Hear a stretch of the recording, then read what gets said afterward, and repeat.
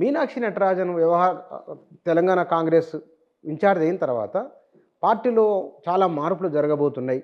రాహుల్ గాంధీ చెప్పిన ఆలోచనకు అనుగుణంగా కాంగ్రెస్ పార్టీ వెళ్ళబోతున్నదని అంటున్నారు. నిజమేనా ఇది? అనిపిస్తున్నదా? ఇప్పుడు ఈ దేశంలో అతి పెద్ద అంటే దీర్ఘకాలికంగా పనిచేసినటువంటి పార్టీయే కాంగ్రెస్ పార్టీ. అవును.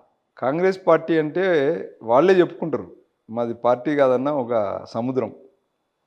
అన్నీ అంతర్గత ప్రజాస్వామ్యం మాలోనే ఉంటుంది, మాలోనే విభేదాలు ఉంటాయి, మాలోనే మొత్తం సర్వం ఉందని చెప్తారు.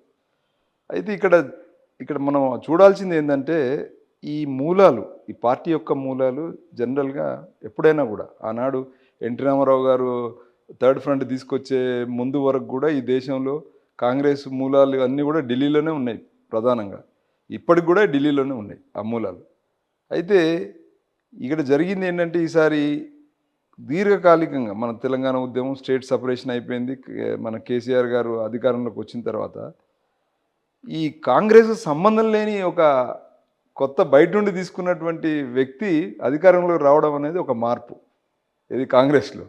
అది ఎవరైతే ఈ దేశంలో రాజకీయంగా ప్రస్తుతం ఉన్న రాజకీయాల్లో పండుబడినటువంటి సీనియర్ ముఖ్యమంత్రులలో చంద్రబాబు, కేసీఆర్, ఇక్కడ మోడీ, ఈ ముగ్గురే ఇప్పుడు ప్రధానంగా మనకు కనబడుతున్నది ఈ దేశ రాజకీయాల్లో. ఈ ముగ్గురిట్లో ఇక్కడ మన తెలంగాణకు వచ్చేసరికి మన రేవంత్ రెడ్డి గారు ఒకప్పుడు ఈ బళ్ళే చదువుకున్నటువంటి వ్యక్తి. ఈ బళ్ళలో నుంచి వచ్చినానంటే ఇప్పుడు ఇది కేసీఆర్, చంద్రబాబు వీళ్ళందరూ టీడీపీలో ఉన్నప్పుడు వాళ్ళ దగ్గర పనిచేసినారు. సో ఈ మూలాలు బాగా అవగాహన ఉండి వాళ్ళ యొక్క ఆలోచన విధానానికి కౌంటర్ చేయగలిగేటువంటి ఒక ఆలోచన ఉన్నటువంటి వ్యక్తే మన రేవంత్ రెడ్డి. సో ఇప్పుడు ఏమైంది, కాంగ్రెస్ కూడా అనివార్యంగా వాళ్ళ లీడర్లను పక్కన పెట్టి ఇలాంటి చతురత ఉండి మాట్లాడగలిగే మాటకారిని ఒక ఆయనను వాళ్ళు తీసుకొని ఆయనను అధికారం అంటే ఈరోజు ముఖ్యమంత్రి స్థాయి వరకు కూడా వాళ్ళు ప్రమోట్ చేయడంలో కానీ ఇదంతా కూడా జరిగింది. ఇప్పుడు ఏమైంది, ఈ సంవత్సరంన్నర కాలం మనకి చూసాం ఈ పాలనలో. దురదృష్టం ఏంటంటే జనరల్గా చంద్రబాబు గారికి కానీ లేదా ఇక్కడ మన కేసీఆర్ గారికి కానీ వాళ్ళే పార్టీ ప్రెసిడెంట్లు, పవర్ సెంటర్స్ వాళ్ళ చేతిలోనే ఉన్నాయి కాబట్టి నిర్ణయం అనేది వాళ్ళు తీసుకోవడానికి ఎలాంటి అడ్డంకులు లేవు. ఇక్కడ ఏం జరిగింది, రేవంత్ రెడ్డి యువకుడు, ఆయనకు ముందస్తు ఆయనకు ఒక కనీసం ఒక మంత్రి పదవి చేసినటువంటి అనుభవం ఉన్నా కూడా ఇంత హడావుడి ఉండేది కాదు. రెండోటి ఏంటంటే ఈరోజు ఆయనకు కొంత మెజారిటీ ఒక 20 ఎమ్మెల్యేలు ఒక 10-20 ఎక్కువ వచ్చి ఉంటే కూడా ఇంత టెన్షన్ ఉండేది కాదు. మరి బార్డర్లకు వచ్చి ఇలా టీఆర్ఎస్ నుంచి 10 మంది తీసుకొని ఈ తన శక్తియుక్తులన్నీ కూడా కాంగ్రెస్ ఈరోజు అధికారం నిలుపుకోవడానికి కావాల్సినటువంటి ఎనర్జీ దాంట్లోనే పోతుంది తప్పితే నిజంగా ప్రజల అవసరాల దిక్కు ఇప్పుడు వెనక మన కేసీఆర్ గారు అయితే ప్రగతి భవన్లో పోయి కూర్చొని ఆలోచించుకొని కొడుకు బిడ్డను బయటికి తోలి ఏదో చేయించి రాజకీయం, ఆ పరిస్థితి పాపం రేవంత్కి లేదు. రేవంత్ ఇవాళ పరిస్థితి ఏంటంటే సొంత ఇంట్లోనే కుంపటి ఉంటుంది. తర్వాత దురదృష్టం ఇంకోటి ఏంటంటే కేంద్రంలో బీజేపీ వచ్చింది, మళ్ళీ ప్రధాన ప్రతిపక్షం మన టీఆర్ఎస్ అయిపోయింది. ఇన్ని వైరుధ్యాల మధ్యలో మరి ఒక మనిషి తట్టుకోవాలంటే అంతే. అది కూడా కాంగ్రెస్ విపరీతమైన ఒత్తిడితో ఉన్నారా ముఖ్యమంత్రి? చాలా విపరీతమైన ఒత్తిడి. అసలు ఈరోజు ఎంత ఒత్తిడితో ఉన్నాడంటే ఆయన మాట్లాడే మాటల్లో ఆయన ఇంబ్యాలెన్స్లో అంటే ప్రతి స్టేట్మెంట్స్లో చాలా వైరుధ్యం వస్తుంది కదా. గత సంవత్సరానికి ఇప్పటికీ చాలా చేంజెస్ వస్తున్నాయి. అంటే ఈరోజు ఏం జరుగుతుందంటే తన చేతిలో నిర్ణయము అనుభవ రాహిత్యం ఒకటి, నిర్ణయాలు తన సొంతగా తీసుకోలేకుండా ఢిల్లీ మీద ఆధారపడేటువంటి. ఇప్పుడు వీళ్ళు టీఆర్ఎస్ వాళ్ళు ప్రతిసారి లెక్క పెడుతున్నారు, 21 ఒకసారి 29, ఇది ఈ గోల ఎక్కువైపోయింది. సో ఇవన్నీ కూడా ఒకప్పుడు మళ్ళీ పాత కాంగ్రెస్ మనం వెనకట ఎన్టీ రామారావు అధికారంలోకి వచ్చినప్పుడు మనం అంజయ్య గారి తర్వాత ఏదో జరిగిందో ఆ టైప్ ఆఫ్ సిచ్యువేషన్ని మళ్ళీ రేకెత్తించడానికి ప్రతిపక్షాలు ప్రయత్నం చేస్తున్నాయి. ఇక్కడ పాపం ఈరోజు మనం చూసాం, గత కాంగ్రెస్లో ఉన్నటువంటి అధికార ప్రతినిధి ఆయన లోకల్గా ఉన్నటువంటి గౌడ్ గారు అనే ఏదో ప్రయత్నాలు చేశాడు. కానీ మొన్నటి ఎమ్మెల్సీ ఎలక్షన్లలో వాళ్ళకి అంటే ఎప్పుడైనా కూడా అధికారంలో ఉన్న పార్టీకి చాలా అడ్వాంటేజ్ ఉంటుంది. ఒకటి ఏ ఎన్నిక పెట్టినా కూడా అందులో ఎమ్మెల్సీ ఎన్నికలు ఈజీగా ఇది చేసుకోవాల్సి ఉండే. తర్వాత స్థానిక ఎన్నికలు కూడా వీళ్ళు ఈజీగా గెలవాలి. అంటే ఇది మంచి అవకాశం. ఎందుకంటే ఫస్ట్ 1 to 1.5 ఇయర్ లోపలనే స్థానిక ఎన్నికలు గెలిచి, ఎందుకంటే జనరల్గా 4-5 సంవత్సరాలు టైం ఉన్నటువంటి ఏ ప్రభుత్వానికైనా రాబోయే సర్పంచులు కానీ లోకల్ బాడీస్ వాళ్ళ మీద ఆధారపడేటువంటి ఒక మానసికమైనటువంటి ఒక ఆలోచనతోని గెలిచిపోతారు.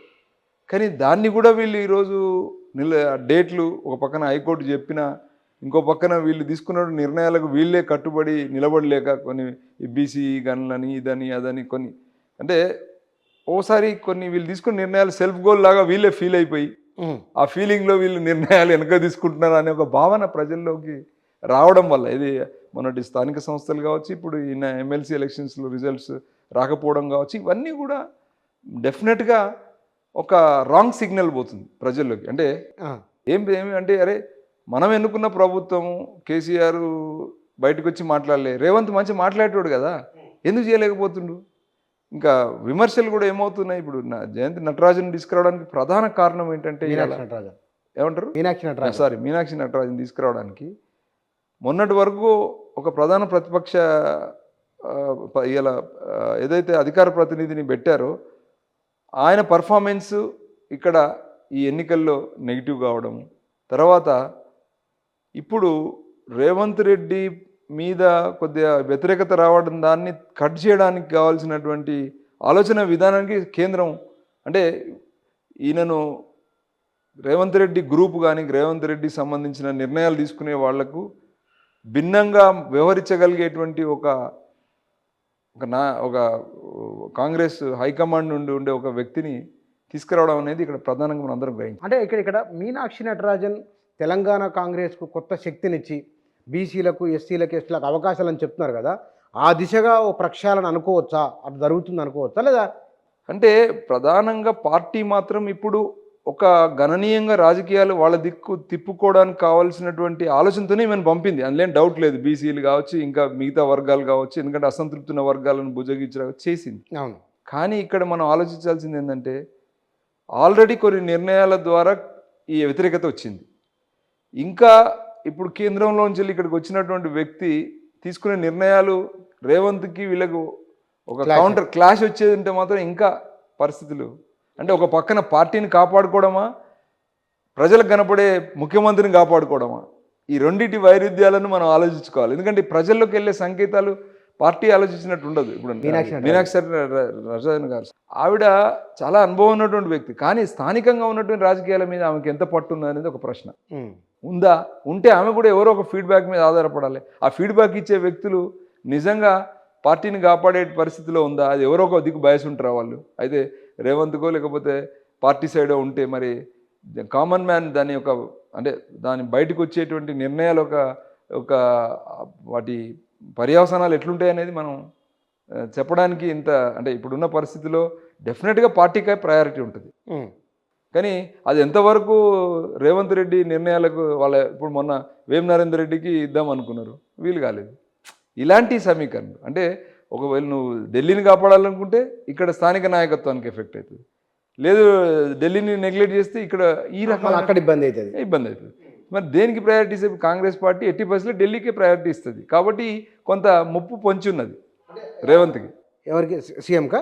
ఎస్. ఎట్లా అంటే ఇప్పుడు ఈ వైరుధ్యమైనటువంటి ఇప్పుడు కాంగ్రెస్ పార్టీలో నిర్ణయాలు అనేటి స్థానికంగా ఉండి రేవంత్ రెడ్డి చేతిలో ఉంటేనేమో గొడవ చేసేవాడు కూడా అక్కడ ఢిల్లీ దాకా వెళ్ళడు, ఏదో సర్దుకుంటాడు. ఇంకా ఆయన ఇప్పుడు చంద్రబాబు కేసీఆర్ నిర్ణయాలు తీసుకున్నప్పుడు ఎట్లయితే వాళ్ళు ఆ రియాక్టివిటీ ఫోర్సెస్ అనేవి అంత ఇదిగా ఉండేవి. ఇప్పుడు ఏమవుతుంది, ఇమీడియట్గా వెళ్ళి ఢిల్లీకి పోయి ఆడ ఒక రిప్రజెంటేషన్ వాళ్ళకి చెప్పడము, వాళ్ళు ఇక్కడ దీన్ని అడిగే ప్రయత్నమో లేకపోతే ఇంకేదో అంటే ఎక్కడైతే పవర్ సెంటరు స్థానికంగా ఉండదో అక్కడ ఎఫెక్ట్ ఉంటుంది.